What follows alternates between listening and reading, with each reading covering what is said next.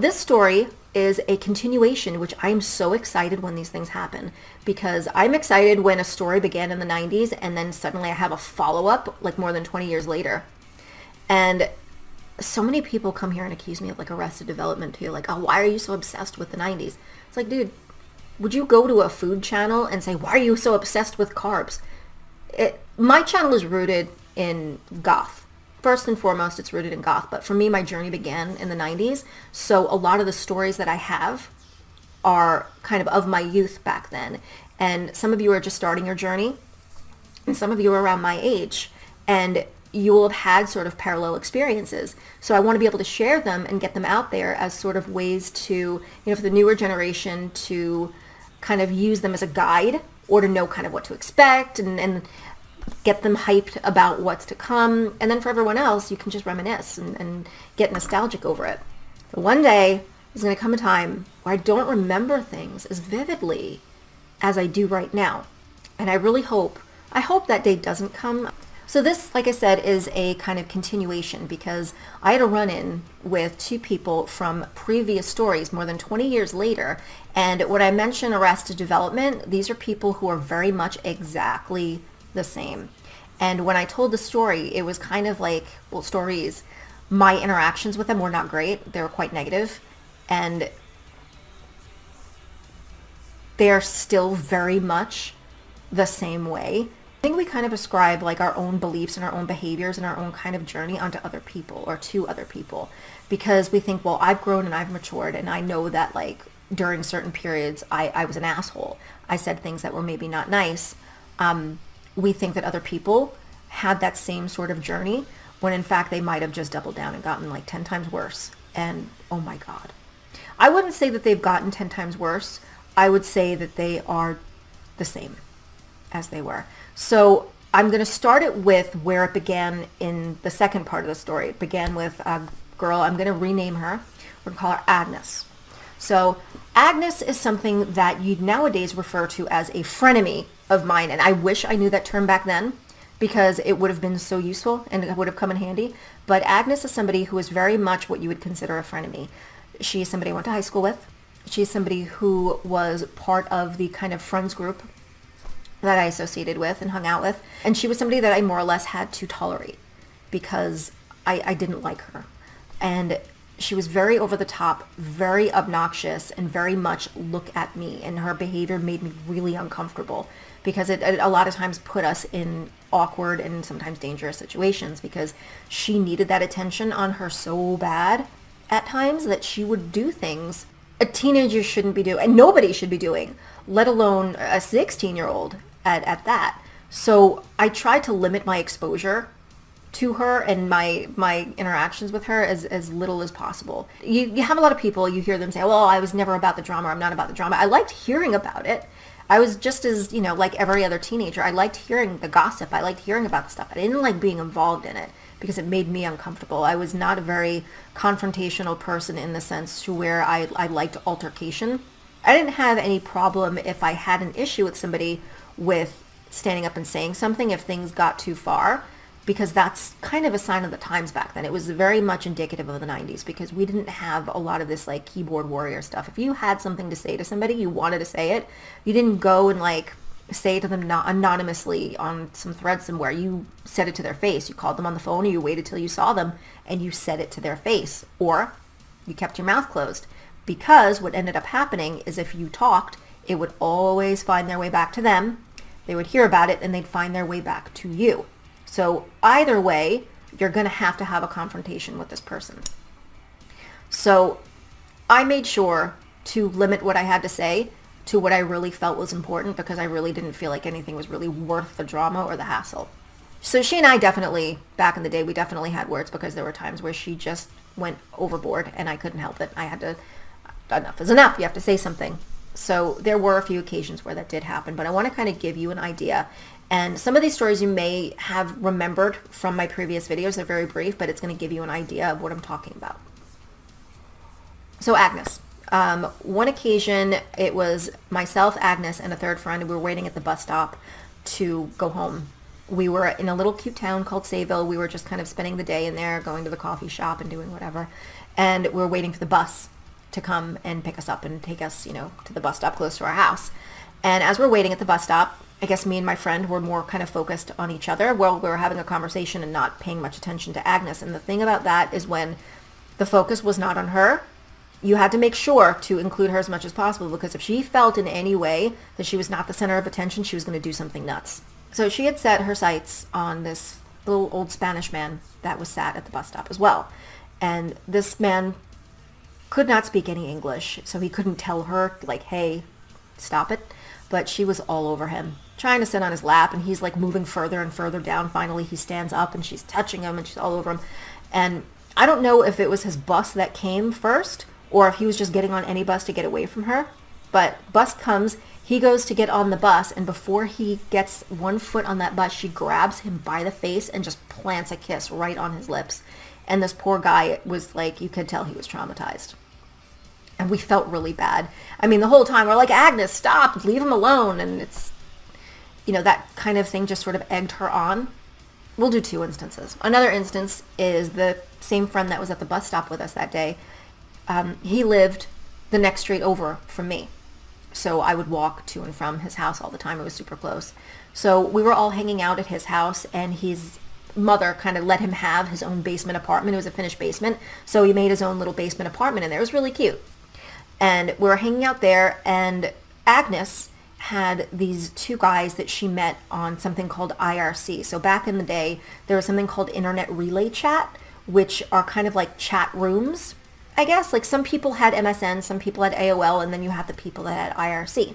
She had IRC, and she met these 2 guys from New Jersey, had them come and visit. So it starts out innocently enough. I'm a little bit uncomfortable because I don't know who these guys are or anything like that, but they're our age and, slowly getting to know them, and they seem pretty cool. And, 5 teenagers chilling in a basement apartment. What can go wrong? A lot. So Agnes realizes the attention is not fully focused on her and she must get it back, and decides to suggest a game of truth or dare, to which I immediately said, nope, I'm out. I'll see you guys later.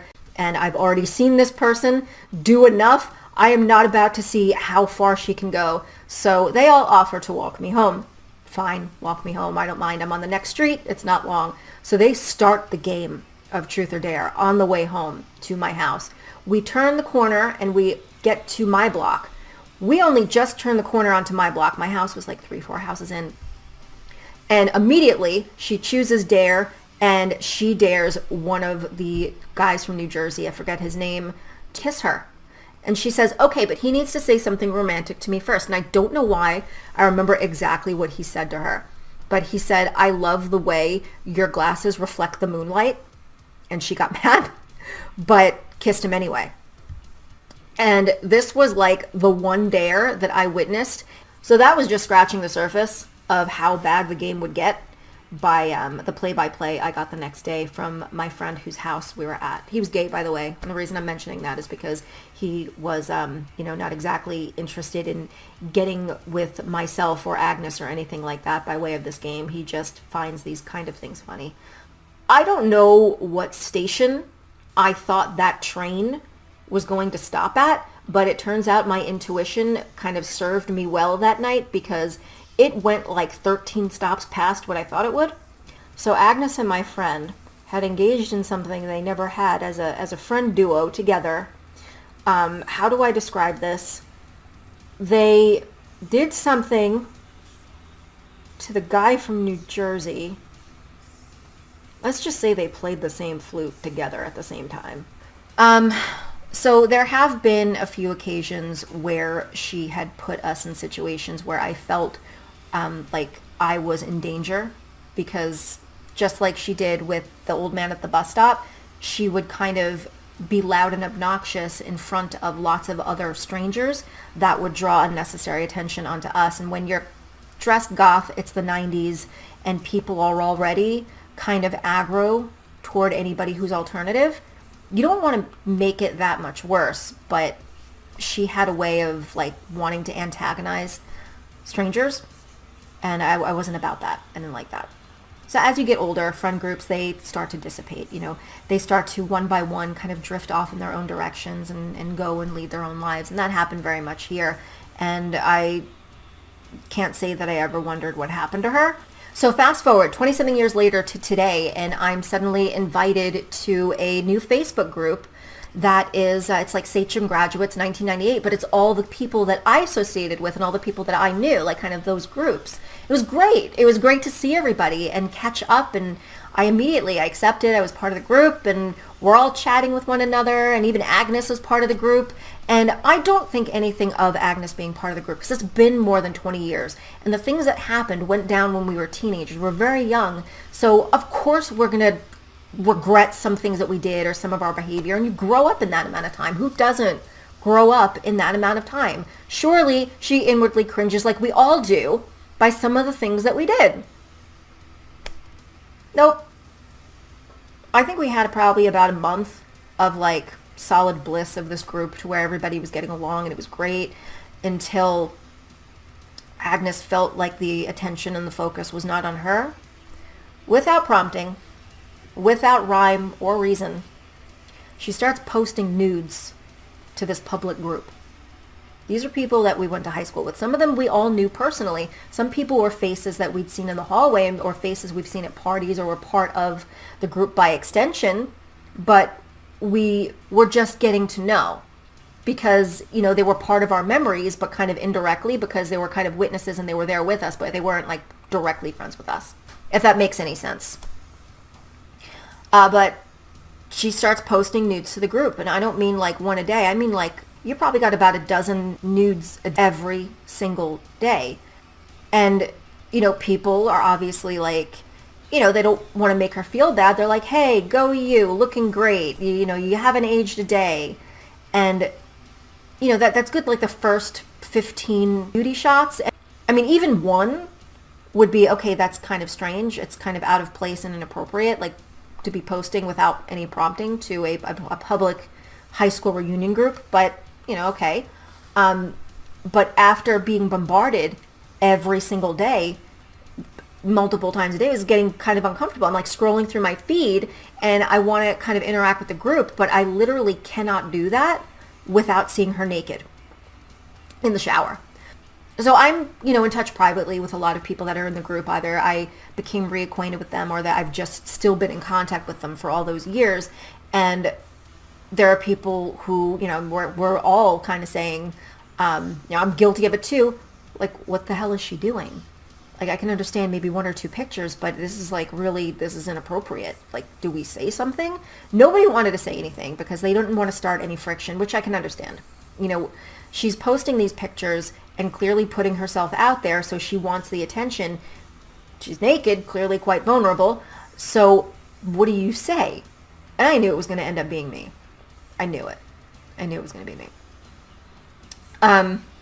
As many of you know, I'm kind of on my fertility journey, and she has a very young child. Child was very small, and as she's talking to me via DM, she's laughing and joking, like showing me pictures, sending me pictures of her hand full of Tums that are like sopping wet and dripping. If any of you don't know what Tums are, Tums is it's an antacid. It's a stomach medication that you suck on it or chew on it, and it's supposed to settle your stomach. It's an antacid.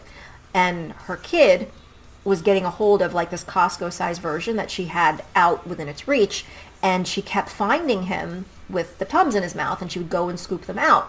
And I can't tell you how many times she sent me this picture. Oh, look, more Tums.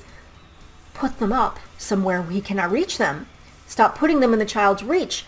She's telling me that she can't figure out how he keeps getting a hold of these Tums and getting them, which is dangerous for a child to get hold of any kind of medication, especially one that's a toddler. And she keeps saying, oh, I don't know how he keeps getting hold of them. I don't see him do it. But firstly, you take the medication and you put it up out of the child's reach. He's a toddler. You put it on the fridge, done and dusted. He's not going to get them anymore. But moreover, maybe if you spent less time taking naked pictures of yourself to post in the group every single day, perhaps you would catch them in the act of taking the medication in the first place.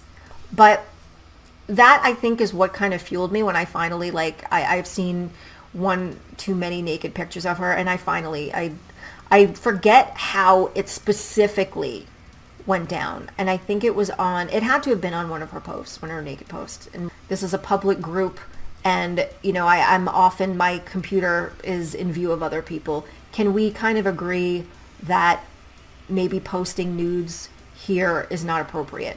Because I made sure that I wasn't insulting in any way. And I don't want to body shame anybody. I didn't want anybody to feel like they were being attacked by way of their physical appearance. Just say, hey, maybe this isn't appropriate here to be posting. So I've gotten a lot of responses from people really just kind of concurring with what I was saying. Like, I'm glad somebody said something. I didn't want to say anything. I didn't want to be insulting or anything like that. But, as much as we love catching up with you. You still look amazing. But, can we kind of agree that this really isn't the appropriate space for you to be posting your nudes? She immediately jumped on the defensive, and it was immediately kind of coming at me. And she wasn't attacking me or anything. It was more the on the defensive, saying, I'm so humiliated. I feel so disgusting and ugly, and I'm never going to post in here again. Why would you try to humiliate me like this? I'm like, I'm not trying to humiliate you. I just don't want to see you naked 20 times a day when I'm trying to catch up with people from high school. I'm not saying I don't want you here. I'm not saying get out of here, lady. I'm saying, post, be part of things. I just don't want to see you naked anymore. This is where player 2 enters the game. Player 2, we're going to call Doris. I've mentioned Doris before on this channel, just once in one of my videos when I discussed my first day of school and what it was kind of like starting school, being alternative, listening to alternative music, but not fully going through that transition because I'm still kind of dressing normally. And my first day, like, kind of starting off really badly before I even got on the bus. So Doris, I'm just going to give you a quick refresher from the video where she was mentioned. First day of school comes around, and the bus stop is about 1 block behind my house. So I walk to the bus stop, and as I'm walking up, I feel a knot in my stomach because there are 2 kids waiting there already. There's a guy and a girl, and it's 1994. So we don't have these things. And what I mean by this, there's none of this. Therefore, there's no buffer. There's nothing standing between me and them to kind of create that little barrier where I would feel less pressure from the situation.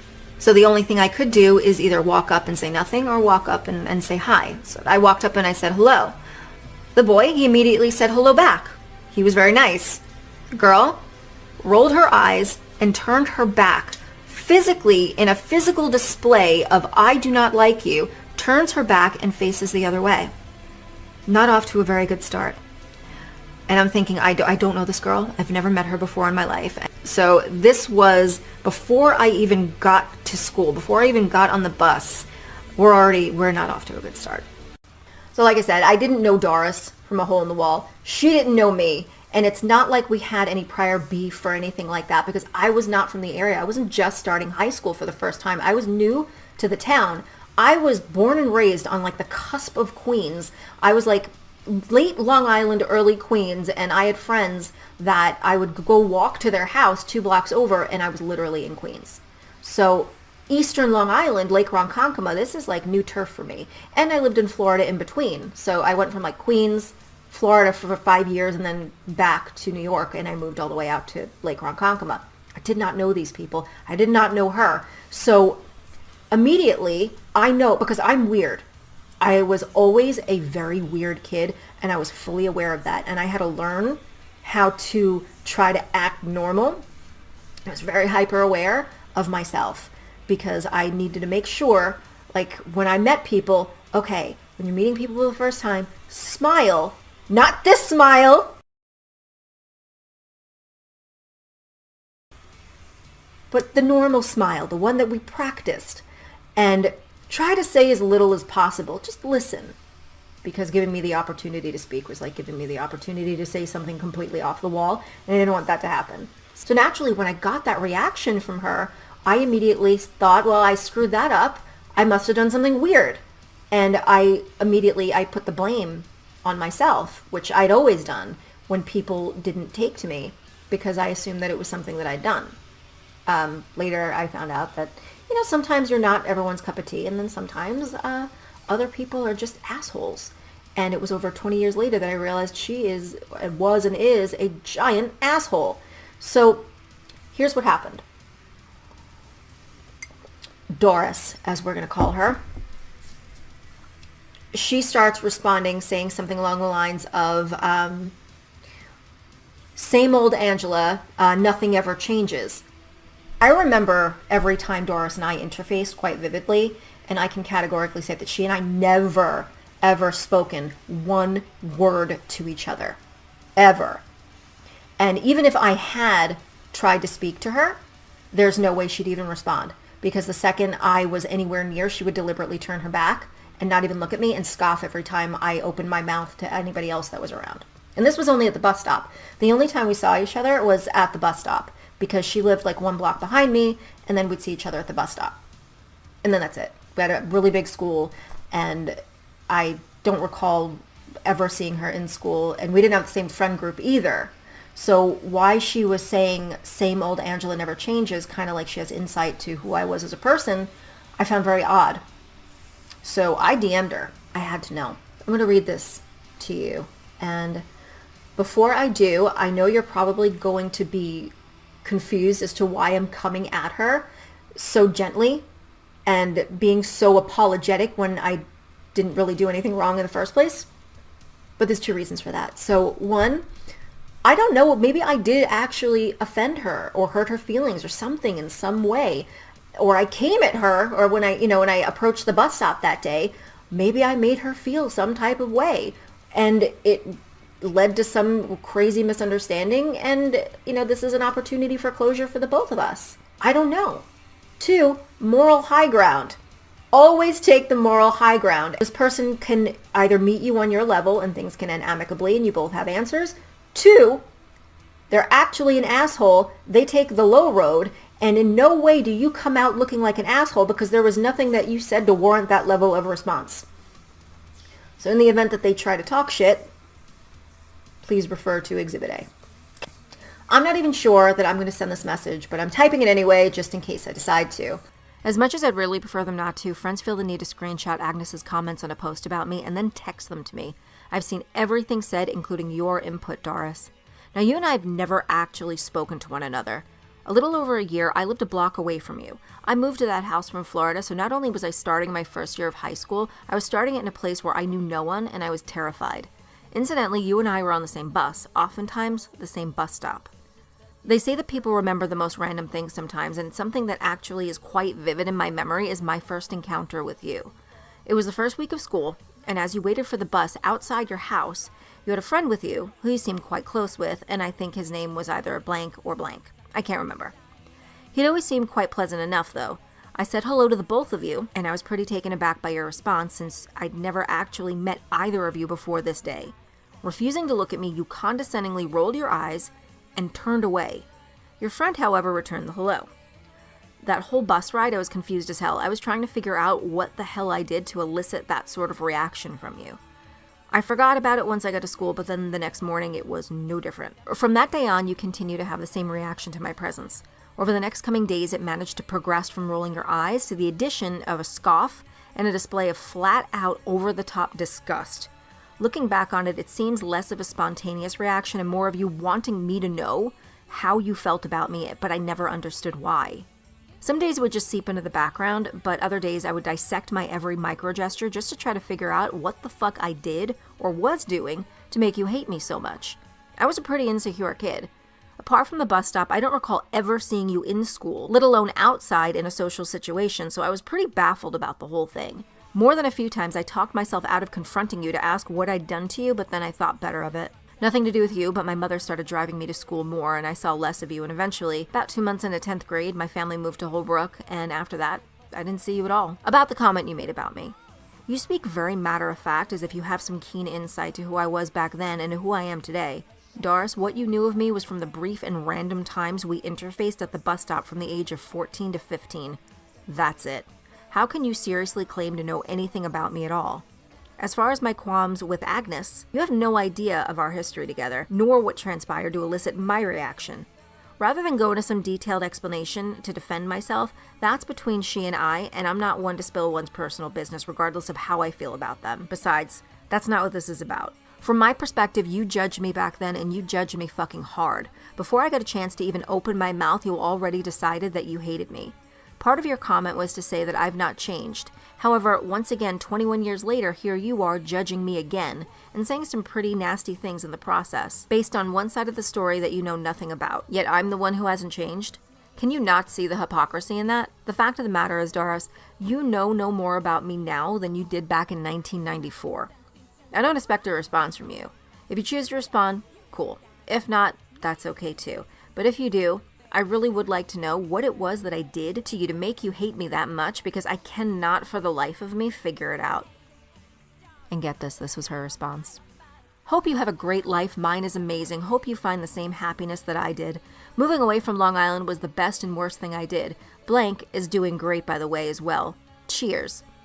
Blank is the person that was standing with her at the bus stop. When we're young, we do things that we regret. We say dumb things. We make mistakes, but we learn from them.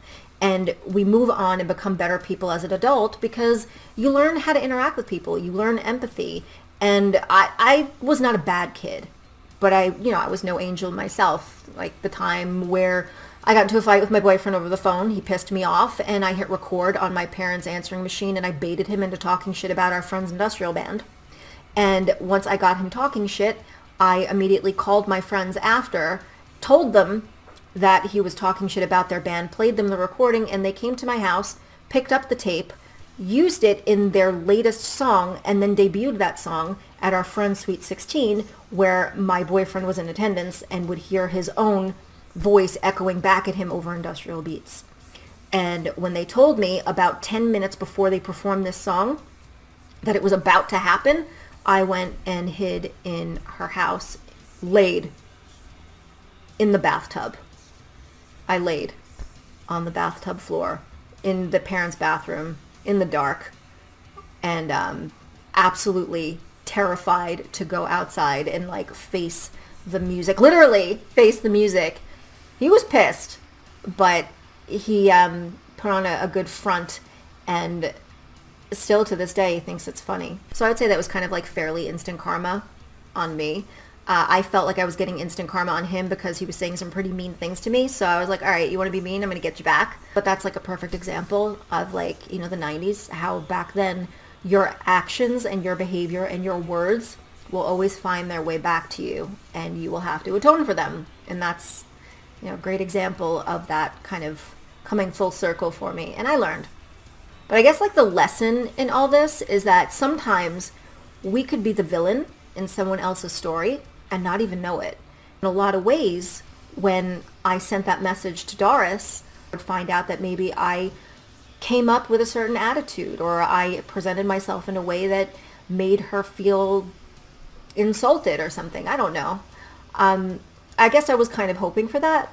Sometimes people can give you more insight into a situation by saying nothing. And that's exactly the way that it went down with Doris. Her response to my DM, it told me more about her, me, and the situation than I think that she realizes, because I gave a complete play-by-play of exactly the way I remember things going down. I gave her a play-by-play of her behavior, of my perception of her behavior, the way that it made me feel, and furthermore, pointing out that she and I had never spoken to one another ever, and questioning how she felt that she had any insight to me as a person then versus now. And her response, by way of just dismissing it entirely, shows me that, one, she completely confirmed my perception of it. The way that I remember it happening is exactly the way that it did happen, because she didn't deny a single thing. So she confirmed it. And she also validated my feelings. So basically what she's saying is, yes, you remembered everything correctly. Yes, I went out of my way to treat you like a piece of shit. No, I don't regret it. And I feel fucking great. So the big takeaway from all this is that it's not as deep as I thought it was, because when time goes by and you have a lot of time to think about things and stew on them, you can like assign all of these like different possibilities, when in actuality, she's a passive aggressive bully. And sometimes bullies don't necessarily have to use fists. They can just use their words and make you feel bad. And that's it. It's simple as that. And she was then, and she still is now. I could never imagine somebody telling me that I made them feel some type of way when I was a kid, because we know better. But here she is, a full-grown adult, should know better now, still double down. And it's not like I even had the somewhat relationship with her that I had with Agnes, because at least with Agnes, we had mutual friends and we had hung out in group settings on numerous occasions together and had talked. It wasn't like that with, what am I calling her, Doris, where she and I had never spoken. She kind of years later saw an opportunity where I was brought up in a negative light and couldn't wait to kind of jump in on that. Still, after not knowing me, and sometimes people are like that. And I think sometimes we just expect more from people than they're capable of. There's a saying that goes, it's better to regret the things you said rather than the things that you didn't say. And in this situation, to me, it's something that holds very true, because I read so much into my own behavior and I had so much self-doubt because of my awkwardness that I didn't realize that at the time I was actually being bullied. Now, bullies don't always have to work with their fist. If somebody's deliberately going out of their way to make you feel like shit, it's bullying. But I didn't realize it at the time, and I didn't realize it until after. And having that validated by way of having them essentially double down on it, that it gave me that sense of regret for not standing up for myself then, like I should have. But I doubted myself so much that I was like, it's got to be me. And in actuality, it's just an asshole. So I think my advice to you in this situation is that if you feel like you're being wronged in some way, stand up for yourself. You don't have to necessarily stand up for yourself in a way that's aggressive or accusatory, but speak your truth, speak your mind. It's always good to nip these things in the bud before they have the potential to become something more. So that is my continuation of my story. I hope you enjoyed, and until next time,